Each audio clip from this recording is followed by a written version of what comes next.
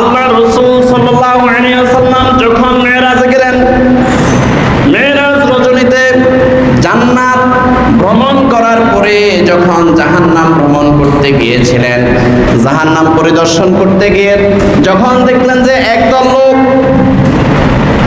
তাদের কালো বিকট চেহারা, ভয়ঙ্কর চেহারা, খুবই ভয়ঙ্কর চেহারা, তাদের দুইটা ঠোঁট অনেক ফুলে গেছে, উপরের ঠোঁট ফুলে মাথা পর্যন্ত চলে গেছে, আর নিচের ঠোঁট ফুলে একদম পাও পর্যন্ত চলে গেছে, আর তাদের মুখ দিয়ে শুধু পায়খানা বের হয়। নাউজুবিল্লাহ বলেন, শুধু পায়খানা বের হচ্ছে।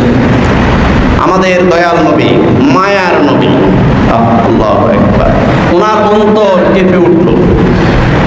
দয়ার সাগর মুহাম্মদুর রাসূলুল্লাহ সাল্লাল্লাহু আলাইহি ওয়াসাল্লাম, ওনার অন্তর কেঁপে উঠল। ইয়া আখি জিবরাইল আলাইহিস সালাতু ওয়াসসালাম, এরা কারা? জিবরাইল আলাইহিস সালাম বলেন, হুজুর সাল্লাল্লাহু আলাইহি ওয়াসাল্লাম, এরা হলো ওরা যারা মাদক সেবন করত, যারা মদ খাইতো, দুনিয়ার মধ্যে ভালো ভালো খাবার খাইতো না, তারা পচা গন্ধ দুর্গন্ধময় মাদক সেবন করত। এই জন্য আজকে তাদের মুখ দিয়ে শুধু পায়খানা বের হচ্ছে। নাউজুবিল্লাহ বলে।